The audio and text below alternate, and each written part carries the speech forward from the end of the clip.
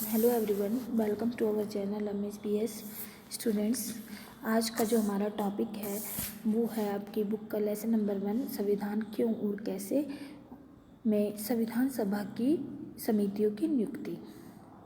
संविधान सभा का प्रथम अधिवेशन 9 दिसंबर 1946 से लेकर 23 दिसंबर 1946 तक चला।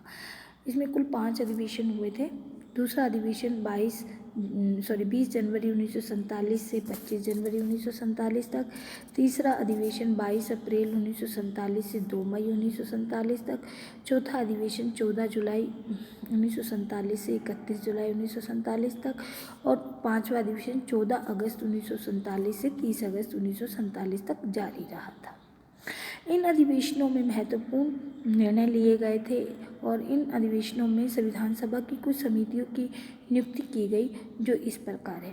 पहली है संघीय शक्ति समितियाँ, संघीय संविधान समिति, प्रांतीय संविधान समिति, अल्पसंख्यकों तथा मौलिक अधिकारों से संबंधित परामर्श दाता समिति, संघ और राज्य के बीच वित्तीय संबंधों की समिति, चीफ कमिश्नरी के से संबंधित समिति।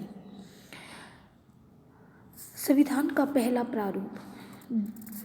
यह संविधान सभा के संवैधानिक परामर्शदाता BN राव के निर्देशन में संविधान सभा के कार्यालय के द्वारा तैयार किया गया था।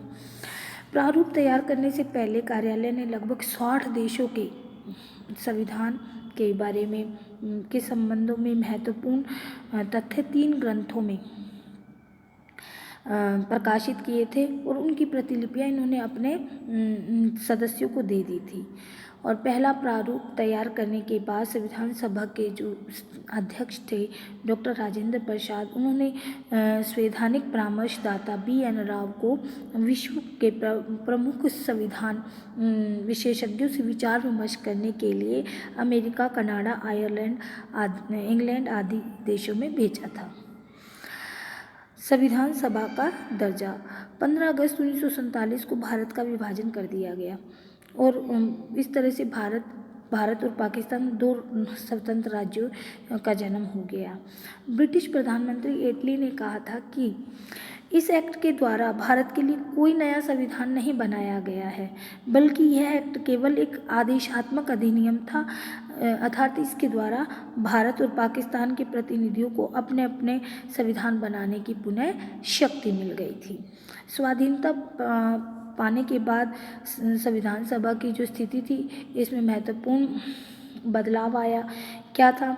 अब इस पर किसी प्रकार का कोई बाहरी प्रतिबंध नहीं था। केवल संविधान को 2 काम करने थे, 2 ही रूपों में काम करना था। एक तो भारत का संविधान बनाना था और दूसरा भारत के लिए साधारण कानूनों का निर्माण करना था। इस तरह से इसे संविधान सभा भी था और संसद के रूप में भी कार्य करने थे, यानी कि देश के लिए कानून भी बनाना था और संविधान भी तैयार करना था। 26 नवंबर 1949 को संविधान सभा का जब कार्य खत्म हो गया तो इसके बाद ये कानून बनाने का कार्य करती रही।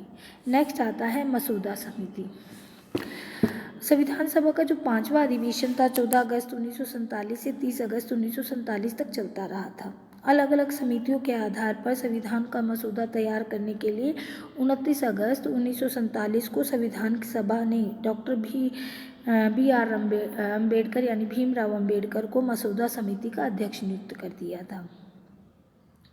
और इसके साथ साथ अन्य 6 सदस्य भी नियुक्त किए गए थे। उनमें थे गोपाल स्वामी आयंगर, अलादी कृष्ण स्वामी अय्यर, KM मुंशी, सैयद मोहम्मद सादुल्ला, N माधव राव। जो BL मित्तल की मसूदा समिति की प्रथम बैठक में भाग लेने के बाद संविधान सभा की सदस्यता इनकी समाप्त होने के कारण 5 दिसंबर 1947 को N माधव राव को BL मित्तल के स्थान पर मनोनीत किया गया था। ठीक है। और नेक्स्ट है TT कृष्णामाचारी। उनके ये DP खेतान की आकस्मिक मृत्यु के कारण उनके स्थान पर TT कृष्णामाचारी को मनोनीत किया गया था। ठीक है।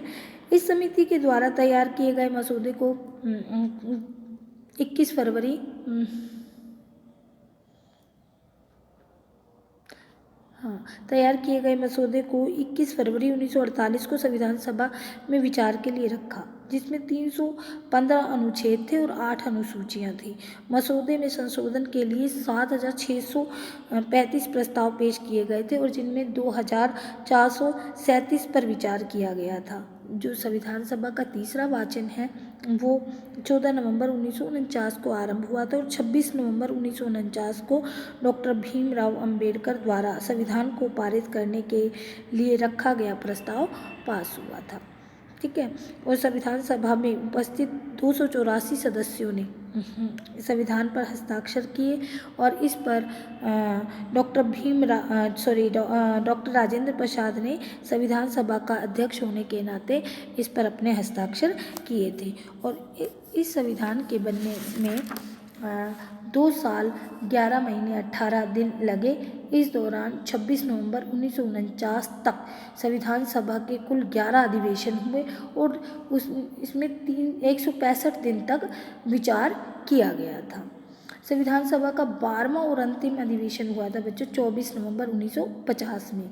ठीक है, और इस सर्वसम्मति से डॉक्टर राजेंद्र प्रसाद को भारत का प्रथम राष्ट्रपति चुना गया था और संविधान सभा के सभी सदस्यों ने 24 जनवरी 1950 को संविधान में अपने अंतिम हस्ताक्षर कर दिए थे।